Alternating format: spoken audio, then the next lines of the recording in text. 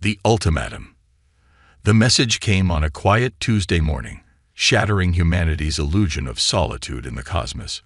Every screen on Earth flickered to life simultaneously, displaying a face that was decidedly not human. The being had gray, mottled skin, 4 glowing eyes, and a mouth that seemed to writhe with tentacles. People of Earth, the creature's voice boomed in perfect English, somehow both guttural and melodious. I am High Commander Zixvorn of the Galactic Hegemony. Your planet has been noticed by our scout ships, and we have determined that your civilization has reached a sufficient level of advancement to be of interest to us. In the Oval Office, President Elena Rodriguez gripped the edge of her desk, her knuckles white. She glanced at her Chief of Staff, Michael Chen, who looked equally stunned. Zixvorn continued, "We offer you a simple choice: join the hegemony or face annihilation. You have 30 Earth rotations to decide. Should you choose to join us, you will benefit from our advanced technology and protection. Should you refuse, the aliens' tentacles writhe menacingly. Well, let's just say your species will be remembered only in our historical archives." The transmission cut off abruptly, leaving billions of humans in shocked silence. Within hours, the United Nations convened an emergency session. Representatives from every nation gathered in New York, their faces grim with the weight of the decision before them. "We cannot simply capitulate to these demands," thundered the Russian delegate, pounding his fist on the podium. "Humanity has faced threats before, and we have always prevailed. But never a threat like this," countered the delegate from India, her voice calm but tinged with fear. "We have no idea of their technological capabilities. For all we know, they could wipe us out with the push of a button." Debates raged for days, with opinions divided between those who advocated for immediate surrender and those who insisted on defiance. As the arguments grew more heated, an unexpected voice cut through the chaos. Dr. Amelia Cho, a brilliant physicist from South Korea, stepped up to the microphone. "Distinguished delegates," she began, her voice steady despite the trembling in her hands, "I believe I have a solution that could save humanity without surrendering our autonomy." The room fell silent as Dr. Cho outlined her plan. She proposed using Earth's most advanced quantum computers to analyze the alien transmission, searching for hidden weaknesses or inconsistencies in their technology. "If we can find a vulnerability," she explained, "we might be able to develop countermeasures. But more importantly, we need to show these aliens that humanity is not to be trifled with. We need to demonstrate our strength, our ingenuity, and our unwillingness to bow to threats." As murmurs of agreement spread through the assembly, President Rodriguez stood up. "Dr. Cho's plan has merit," she declared, "but we need to do more. I propose we launch a diplomatic mission to meet these aliens face to face. We'll show them that humans are not easily intimidated, and we're capable of more than they might expect." The assembly erupted in a mix of cheers and concerned whispers.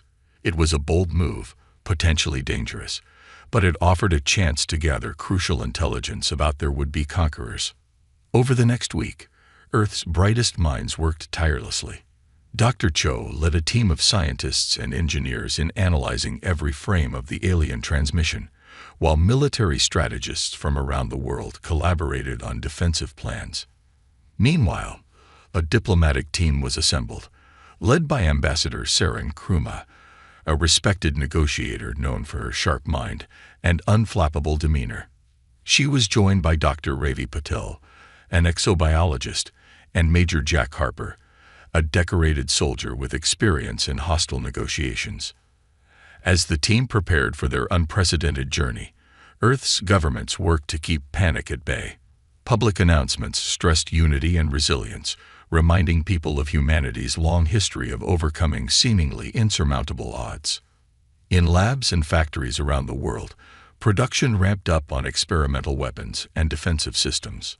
Old rivalries were set aside as nations shared their most closely guarded technological secrets, all in service of humanity's survival. On the eve of the diplomatic mission's departure, President Rodriguez addressed the world. "My fellow humans," she began, her voice steady and resolute, Tomorrow, we take our first step into a larger universe. It is a step we take not in fear, but in strength. We go to meet these aliens not as supplicants, but as equals. We will listen to their demands, but we will also make our own position clear. Earth is our home, and we will defend it with every fiber of our being." She paused, her eyes scanning the camera as if meeting the gaze of every person watching. The galactic hegemony thinks they can bully us into submission. They believe we will cower in fear at their advanced technology, but they have gravely underestimated the human spirit. We are explorers, innovators, and when necessary, we are warriors. We have faced extinction before, from our own making, and from forces beyond our control, and we have always persevered. So let this be our message to the stars. We are humanity. We extend one hand in friendship, but the other stands ready to defend our home. We will not be conquered. We will not be enslaved. And if the hegemony insists on war, they will learn that Earth is not a prize to be won, but a nightmare for any who would threaten us. As President Rodriguez's words echoed across the globe, a sense of determined unity settled over humanity. In homes, in bars, in town squares, people gathered, drawing strength from each other. The message was clear: whatever came next, Earth would face it together. Aboard the sleek diplomatic vessel christened Horizon, Ambassador Nkrumah and her team made final preparations. As the ship's engines hummed to life, she took a deep breath, steeling herself for the mission ahead. They were about to make history, for better or worse. The Horizon lifted off under the cover of night, accelerating rapidly towards the edge of Earth's atmosphere, as the blue marble of their home world shrank behind them. The team's thoughts were united in a single purpose: to secure a future for humanity among the stars. Little did they know, their journey would set in motion a chain of events that would shake the very foundations of the galaxy. Preparation and first contact. As the Horizon sped towards its rendezvous with the galactic hegemony, Earth was a hive of feverish activity. The planet's inhabitants, once divided by borders and ideologies, now found themselves united by a common purpose: survival. In the depths of SpaceOrc's underground facility, Dr. Amelia Cho hunched over a bank of quantum computers, her eyes bloodshot from days of minimal sleep. Lines of code scrolled across multiple screens as her team worked to decipher the alien transmission. "There!" exclaimed her colleague, Dr. Hassan Ali, pointing excitedly at a stream of data. "Do you see that pattern?" Dr. Cho leaned in, her eyes widening. "It's a recurring sequence in their communication protocol. If we can isolate it, we might be able to create a backdoor into their systems," Dr. Ali finished, his fingers flying across the keyboard. As the scientists made their breakthrough, military bases around the world hummed with activity. In a secret facility beneath the Nevada desert, General Laura Chen oversaw the integration of experimental plasma weapons into fighter jets. "How's the power output?" she asked, watching as technicians swarmed around a sleek black aircraft. "Stable, ma'am," replied a young engineer. "The new containment field is holding. These babies pack enough punch to take down a small moon." General Chen allowed herself a small smile. "Let's hope it's enough to make the aliens think twice about messing with us." Meanwhile, in orbit, the International Space Station had been transformed into a command center for Earth's fledgling space defense force. Astronauts worked alongside military personnel, retrofitting the station with advanced sensor arrays and prototype shield generators. Colonel Yuki Tanaka floated in the observation module, her eyes fixed on the vast expanse of space. "Any sign of the Horizon?" she asked her communications officer. "Negative, Colonel. They've maintained radio silence as planned, but our long-range sensors show they're on course for the designated meeting point." Tanaka nodded, a mixture of pride and concern etched on her face. The fate of humanity rested on the shoulders of Ambassador Nkrumah and her team. She silently prayed for their success. Aboard the Horizon, Ambassador Sarah Nkrumah sat in her quarters, reviewing diplomatic strategies. The door chimed, and Dr. Ravi Patil entered carrying a tablet. "Ambassador, I've been analyzing the biological data we gleaned from the alien transmission," he said, his voice tinged with excitement. "Their physiology suggests they evolved in an environment with higher gravity and lower oxygen levels than Earth. This could give us a tactical advantage if negotiations go south." Nkrumah raised an eyebrow.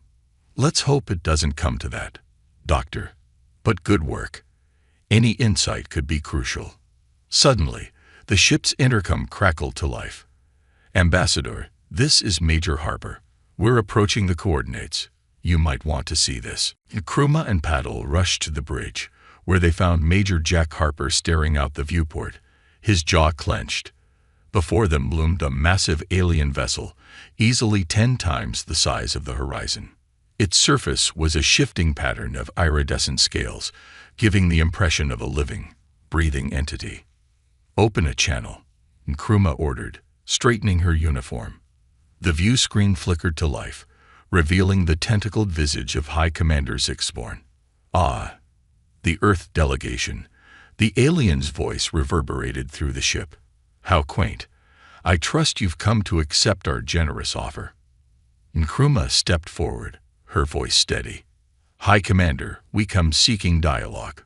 Earth is willing to discuss peaceful coexistence, but we will not simply surrender our autonomy." Zixborn's tentacles writhed in what might have been amusement. Bold words for a species that has barely left its own solar system. "Perhaps you need a demonstration of what you're up against." Before anyone could react, a beam of energy lanced out from the alien ship, striking the nearby asteroid. The massive rock simply vanished, leaving not even dust behind. Major Harper's hand instinctively went to his sidearm, but Nkrumah held up a hand to stop him. "Impressive technology, High Commander," she said, her voice never wavering.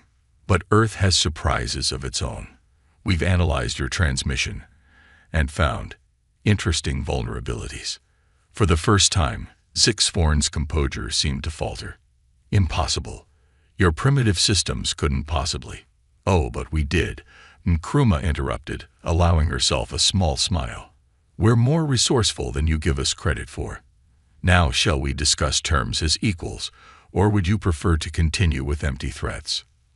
A tense silence filled the bridge as the two leaders stared each other down.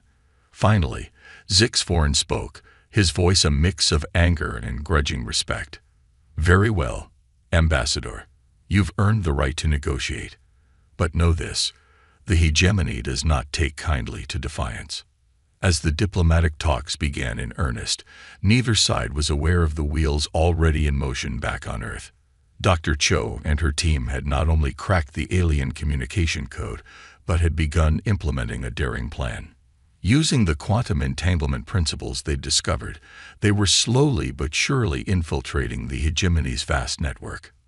In military bases around the world, soldiers and pilots trained day and night on simulators based on the scant data they had on alien technology.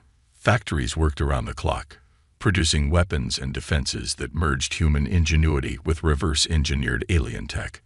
And in low Earth orbit, a fleet of hastily constructed fighters stood ready, piloted by the best Earth had to offer.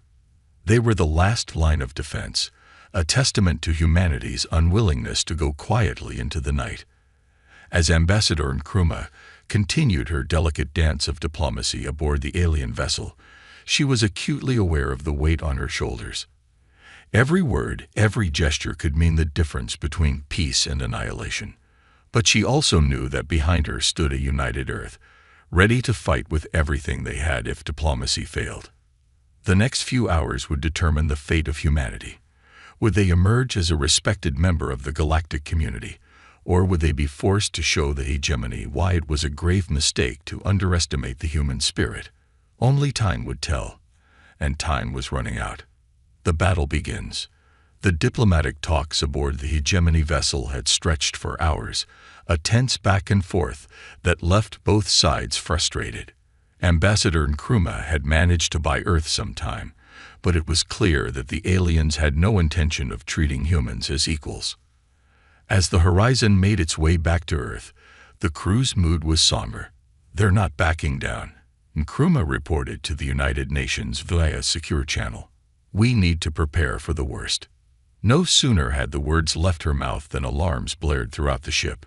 Major Harper's voice came over the intercom, tight with urgency. Multiple bogies incoming. The hegemonies launched an attack. On Earth, the response was immediate. Colonel Tanaka's voice rang out across the global defense network. This is not a drill. I repeat, this is not a drill. All units, battle stations. The skies above Earth lit up as the hegemony's advance force engaged humanity's hastily assembled defense fleet.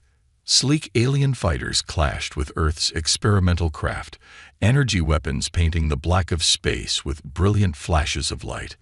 In the Nevada desert, General Chen watched as squadrons of plasma-equipped jets took to the skies. Show them what Earth is made of, she ordered, her voice steady despite the chaos erupting around her. The battle quickly spread to Earth's surface. Alien dropships breached the atmosphere, heading for major cities. But they were met with a surprise. Energy shields flickered to life over key locations, the result of Dr. Cho's tireless work. The shields are holding. Dr. Ali shouted triumphantly in the CERN control room. But Dr. Cho's face remained grim. For now, she muttered, her fingers flying across the keyboard. But we need to take the fight to them.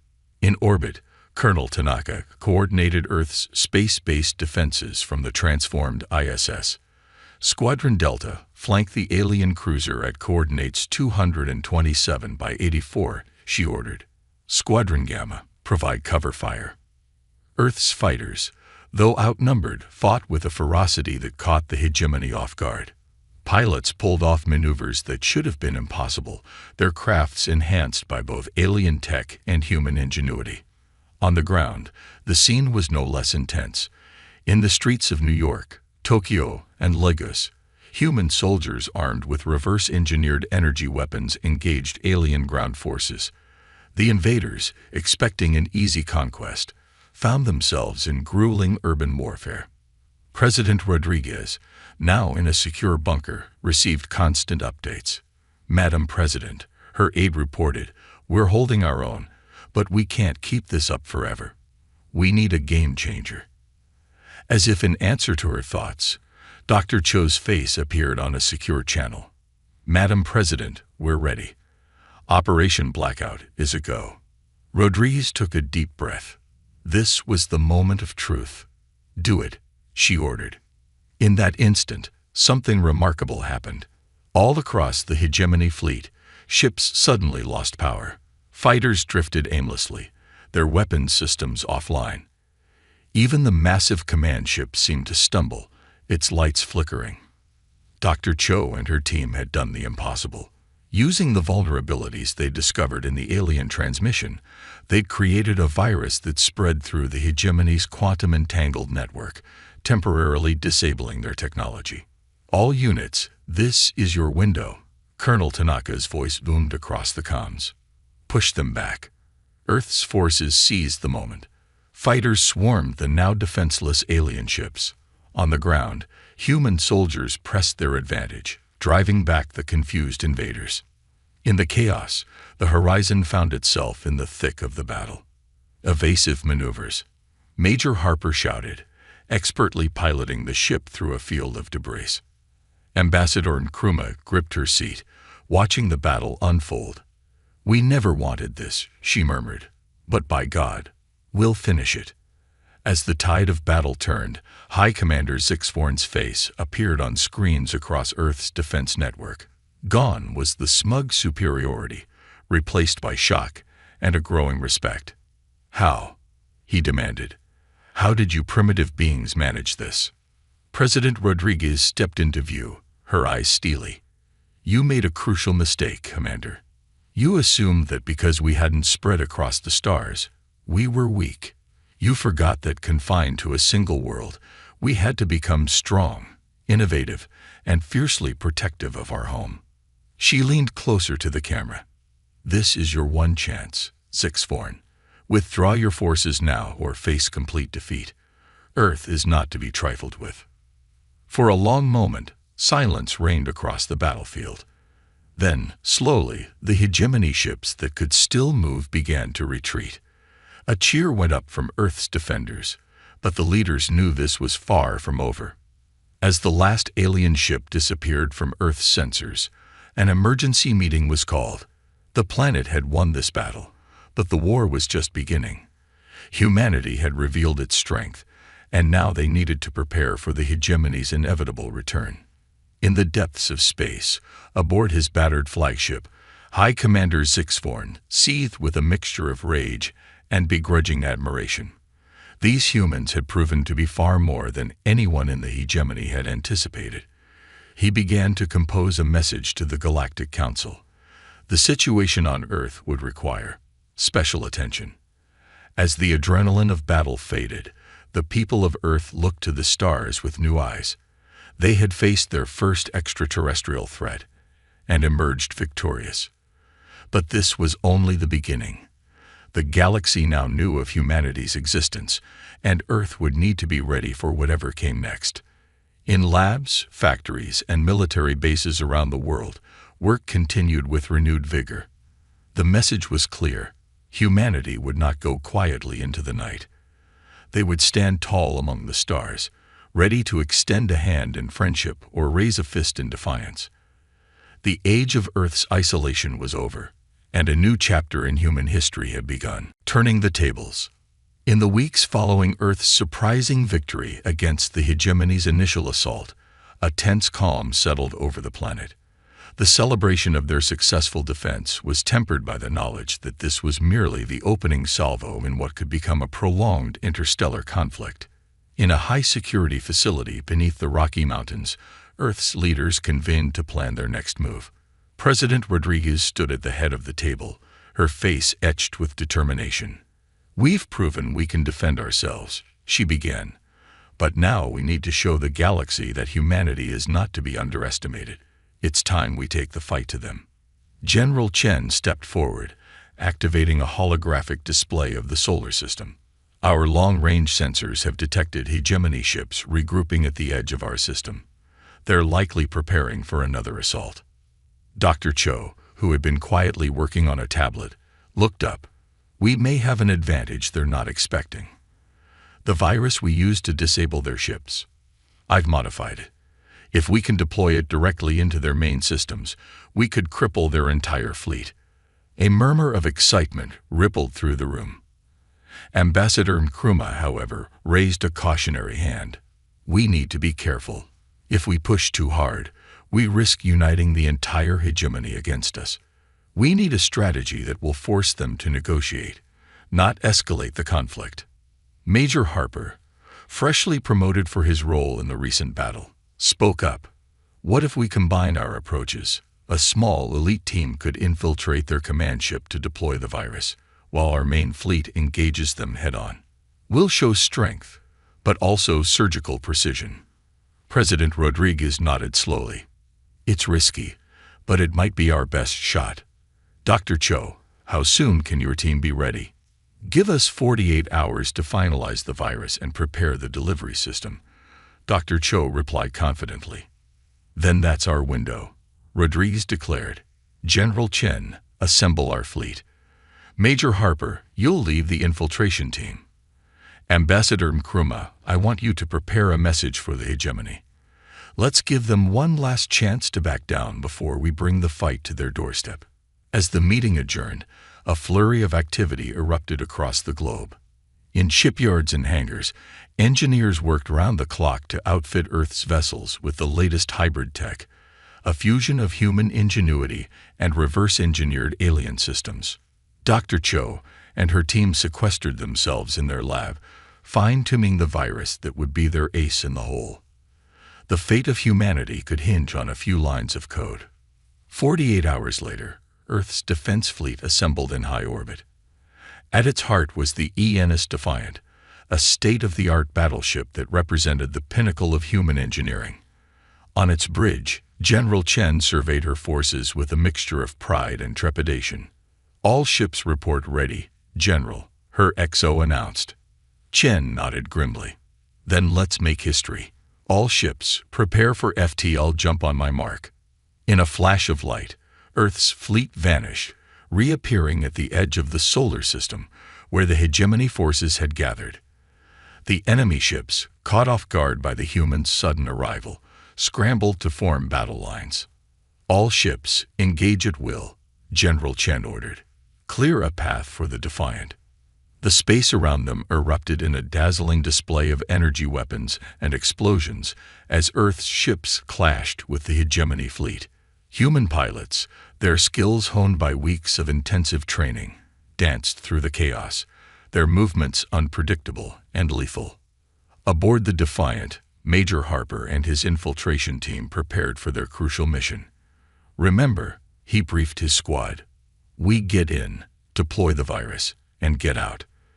The fate of Earth depends on our success. As the battle raged outside, the Defiant slipped through the hegemony's lines, making a beeline for the massive command ship at the heart of the alien fleet, using advanced cloaking technology, a gift from the Nari, who had secretly reached out to Earth following the first battle. The Defiant approached undetected. We're in position. General Chen's voice crackled over the comm. You're clear to launch, Major. Harper and his team boarded a specially designed shuttle, launching silently towards the hegemony command ship.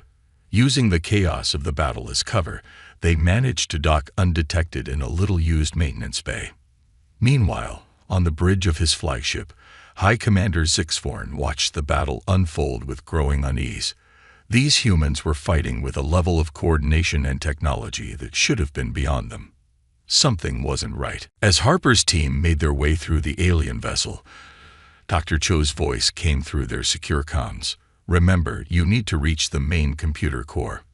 Once there, insert the drive and let the virus do its work. The human soldiers moved swiftly and silently, their path cleared by the Nari's intelligence.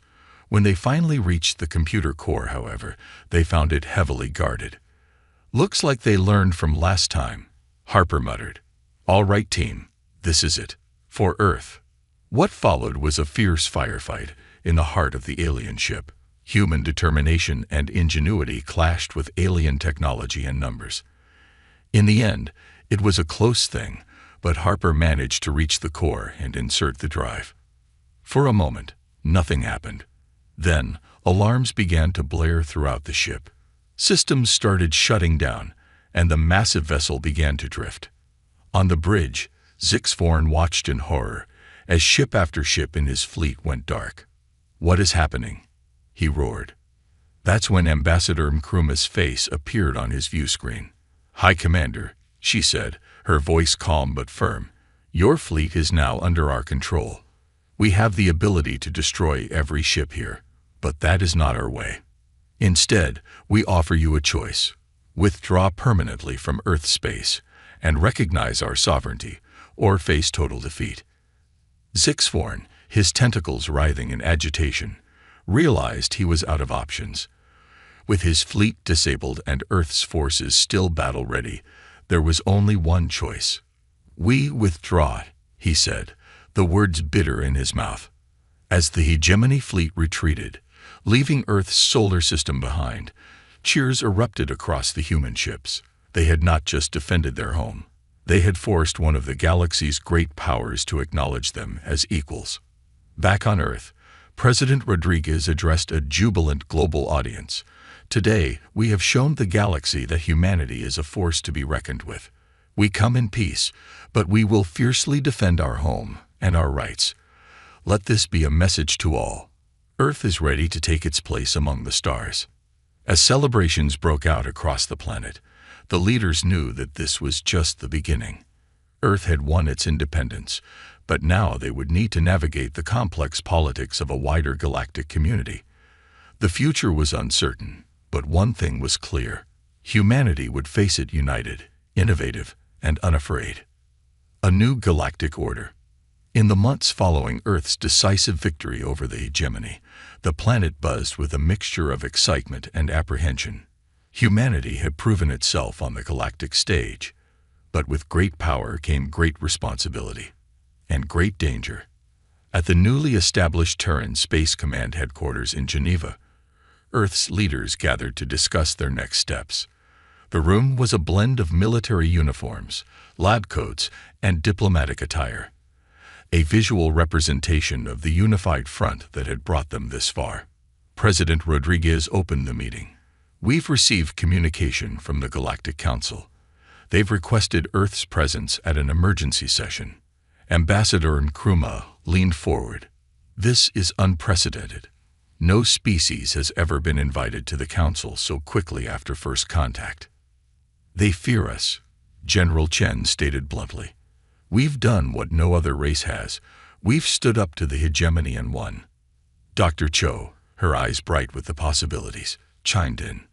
"This is our chance to reshape galactic politics, to create a more equitable system." Major Harper, now Colonel Harper, nodded in agreement. "But we need to be careful. We've made enemies, and there will be those who want to see us fall." President Rodriguez surveyed the room, a small smile playing on her lips. "Then we'll give them a show they'll never forget." Ambassador Nkrumah, "Assemble your team. We're going to the Galactic Council." Weeks later, the Eance Horizon, now refitted with the latest hybrid technology, approached the massive space station that served as the seat of the Galactic Council. As they docked, the human delegation couldn't help but feel a sense of awe at the diversity of alien life forms bustling about. Ambassador Nkrumah led the way, flanked by Dr. Cho, Colonel Harper, and a team of Earth's brightest minds. They entered the Grand Council chamber, where representatives from hundreds of alien races were gathered. The chamber fell silent as the humans took their place. At the center of the room, a holographic image of High Counselor Xyra, a being of pure energy, flickered to life. "Representatives of Earth." Xyra's voice resonated. "You stand before this council as both an anomaly and a catalyst. Your actions have shaken the very foundations of our galactic order." Murmurs rippled through the assembled aliens. Nkrumah stepped forward, her voice clear and confident. "High Counselor, esteemed members of the Galactic Council, we come before you not as conquerors, but as seekers of peace and equality." She paused, letting her words sink in. "For too long, the hegemony has ruled through fear and intimidation.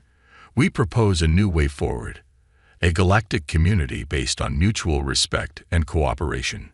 The chamber erupted in a cacophony of alien voices, some supportive, others outraged. From the hegemony section, High Commander Zixforn's tentacles writhed in barely contained fury. "You dare," he hissed. "You, who have barely left your own star system, presume to lecture us on galactic governance." Dr. Cho stepped forward, her eyes gleaming with determination. "We may be new to the galactic stage, but we bring fresh perspectives and innovations. Already, we've made breakthroughs in quantum entanglement that could revolutionize interstellar communication." She activated a holographic display, showcasing some of Earth's recent technological advancements. The council members leaned in, their interest piqued. Colonel Harper spoke next, his voice carrying the weight of Earth's military might. "We've proven we can defend ourselves, but we'd rather build bridges than walls. We propose a new interstellar defense initiative, one that protects the rights of all sentient beings, not just the powerful." As the debate raged on, it became clear that Earth's proposals were gaining traction. Many of the smaller, often overlooked races saw in humanity a chance for a more equitable galaxy. High Counselor Xyra raised a glowing appendage, silencing the chamber. "It is clear that the arrival of Earth has sparked a long overdue discussion. We will take time to consider these proposals." The deliberations lasted for days. Earth's delegation worked tirelessly, building alliances, addressing concerns, and showcasing the unique blend of innovation and determination that had allowed them to stand up to the hegemony. Finally, the council reconvened for its decision. High Counselor Xyra's form pulsed with energy as they spoke.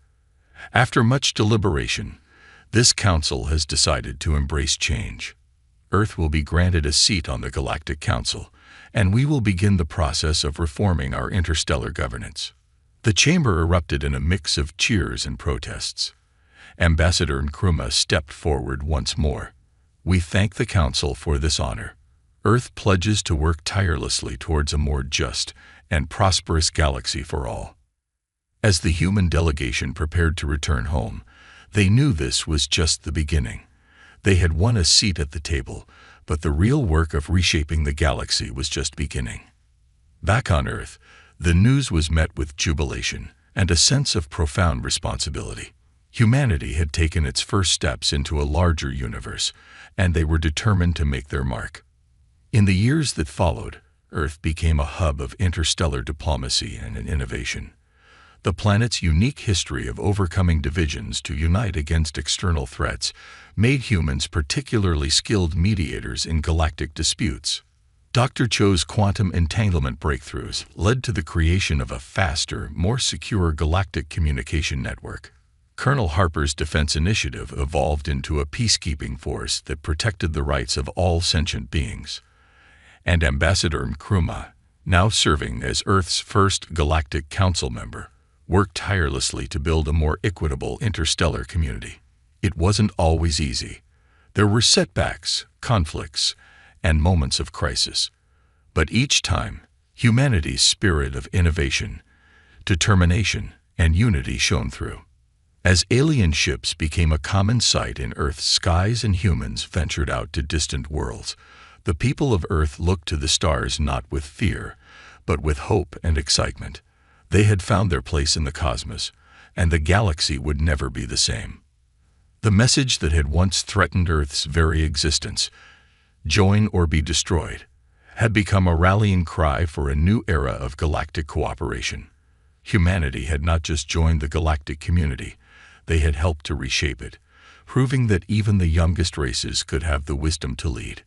As the sun set on this new era of human history, the stars seemed to shine a little brighter, full of promise and possibility.